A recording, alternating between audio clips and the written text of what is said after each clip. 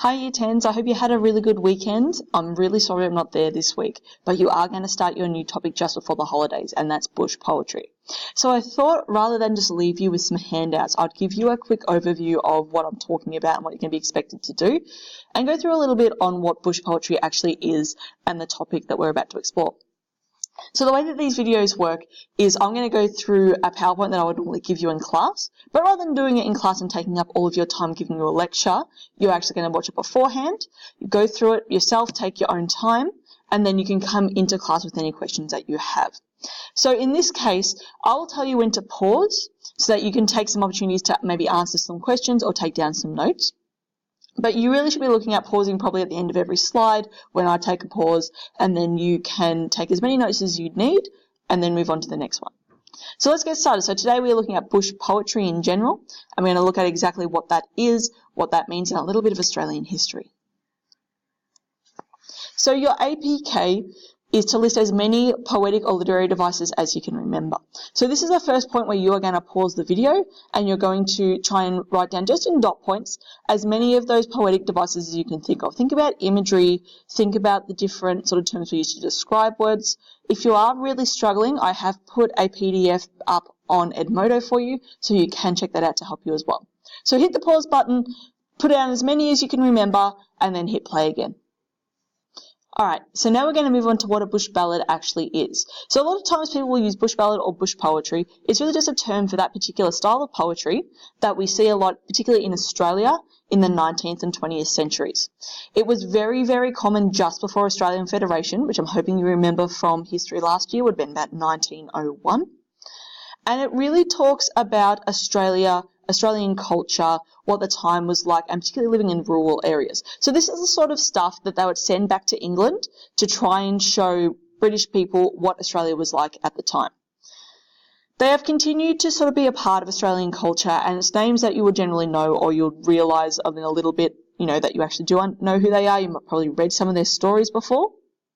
And we're particularly going to look at Banjo Paterson and Henry Lawson, who will eventually become our authors for comparative in your essays. Now, if you don't know who these guys are, I'll give you a hint. Banjo Paterson is actually the guy on the $10 note. Henry Lawson, although is not as popular as Banjo Paterson, does write in a very similar style. And we'll look at their styles, we'll compare them a little bit more next term. Alright, here's another point where you're going to pause the video, and I'd like you to try and remember how much you possibly can about Australia in the 1800s. So I want you to think about what the people were like, where they used to live, the attributes that we give to them, so their personality styles and some descriptive words, and what is the Australian ethos. Now, some of these things you may be able to find online, but a lot of them I'd like you to try and remember as much as you can from your humanities classes and what you may know about Australia in the 1800s just from your general knowledge. So hit the pause button. Dot points is fine, but I want you to try and answer those 4 questions for me, please. Alright, so moving on, let's have a look at what we actually saw in poetry back then. So generally, bush poetry talked about this thing called the Australian ethos. That is white male settlers working out in the bush, trying to make a living and trying to find their fortune. Most of these people were from England. You had a few from Ireland, a few from Scotland, a few from Wales, but they were mostly from central England. Very rare to get other white males at this point. We weren't seeing a lot of people from Europe yet. Some maybe a little bit from places like Denmark and Holland and maybe some more Western places. You didn't get a lot from Eastern Europe, from Northern Europe. You didn't get a lot from America yet. You definitely didn't get Italians and Greeks and Middle Eastern people yet. You did get a few Asian settlers, but again, that was more after the 1850s and after the gold rush when they started to come to Australia. But these men were particularly seen as heroes, and they were meant to represent the real Australia, if you wish, and would often be described as these tough, rugged, macho guys who were everything that everyone ever wanted to be. And so a lot of the stories that were told about them were these great heroic adventures that they went on. And think about when we go back to the idea of Shakespeare, how he would use that Greek tragedy style of epic adventures. Bush poetry often did the same thing. And it would look at things that were very unique to Australia to do that. So the flora and fauna, so our plants and animals, features that would have made up the everyday lives of the authors. So looking at farms, looking at the bush, the different creatures you would come across, the different challenges that would be around at that time that people in Britain were not used to because they did not live in such a dangerous environment. This is also the start of this idea that Australia is a dangerous place and that everything that walks here will try and kill you. So when these stories were told, it was often because they were an exaggeration of an original story. So yes, everything was going to probably try and kill you because everything was bigger than it actually was. So a lot of this stuff comes from European migrants, as I said, and these traditional songs that they would have sung in their home countries, particularly around sort of Great Britain and Western Europe. And a lot of them had to be adapted for an Australian context because they weren't used to green fields or, country lanes and things like that. We didn't have that here. Our environment was so different. So what they would do is they would take the tunes that they were used to and write new words for them. And like I said, that would eventually be written down and it would change. And that then would get to the point where we would be celebrating these characters. And it would show a lot of the relationships between white settlers and Aborigines. And eventually you'd get to the point where you were talking about sort of outlaw figures as these Robin Hood type people, but in an Australian context. So we get our Ned Kellys and our, James Squire convicts who naturally wouldn't have been celebrated, but because of the style of these stories started to become part of the, national identity. All right, here's another point of pause for me, please. This is a picture. It's called On the Wallaby Track and was painted by a guy called Frederick McCubbin. You will hear a lot about this guy during this unit. He is probably seen as the quintessential Australian author of the time, or quintessential Australian artist, I should say, and he draws a lot of what life was really like. So what I'd like you to do is pause the video and just in dot points, I want you to write down what part of the Australian ethos or the Aussie spirit, if you wish, can you see in this picture.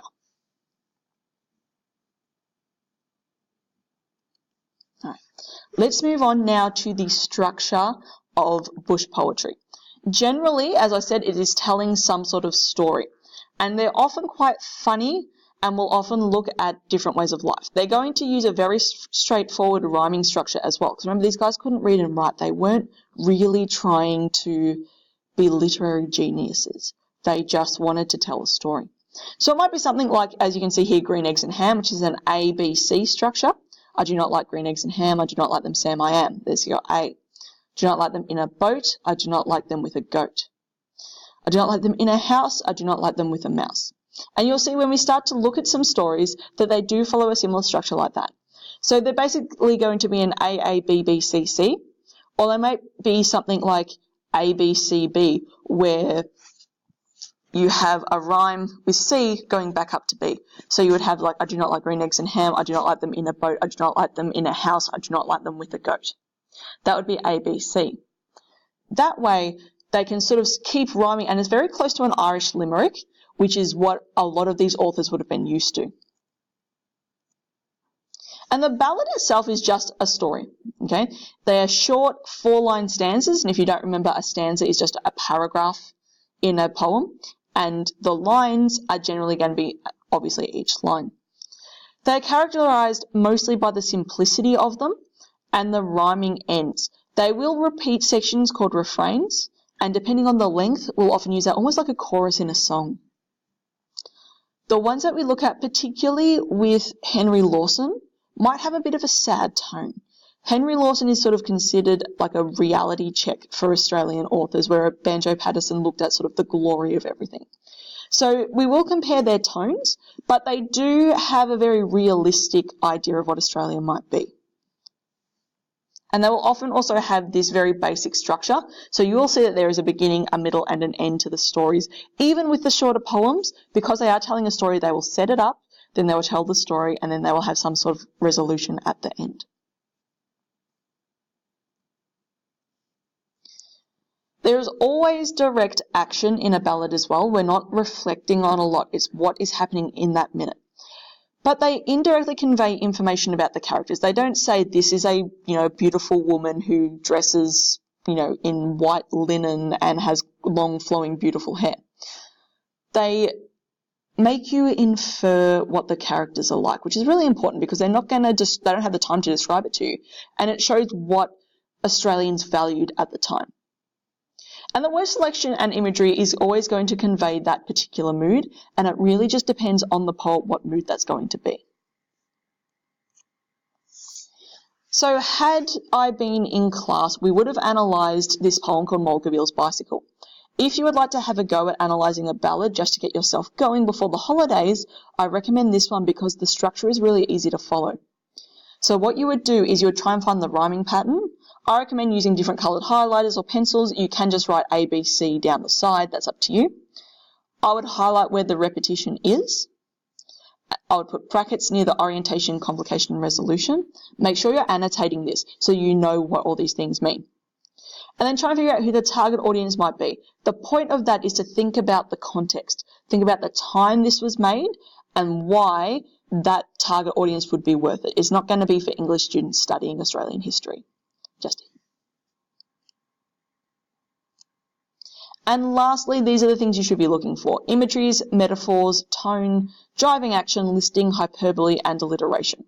So these are also the things you probably should have had in your APK. If you didn't, look them up and add them to your list. And very last thing, your CRT is going to tell you about this, but I wanted to explain the holiday homework to you. You will get a handout of The Drover's Wife during this week. What you will need to do is to read it and annotate it, just like the things I told you to do with Molkerville's Bicycle. So read through it, highlight any rhyming patterns that are in there. It is a short story, so there's probably not going to be many, but look for the imagery, look for the similes and metaphors, look for any narrative devices that you can think of. Personification is a big one in there as well. You'll look at descriptive language, you can look at driving action, and I want you to annotate it as you go through. Then you're going to try and use all the things we've just talked about and write your very own bush ballad or bush poem. And I want it to really be based around things that you would normally see in the bush. So go for a walk, go through your local parks. They're not the same, but it might give you a bit of an idea. And you're going to bring those into class in the very first week. So good luck. I am still on Edmodo. I can still get notifications. So if you need some help, send me a message. I'm more than happy to help you while I'm away. But please have a go, help each other out.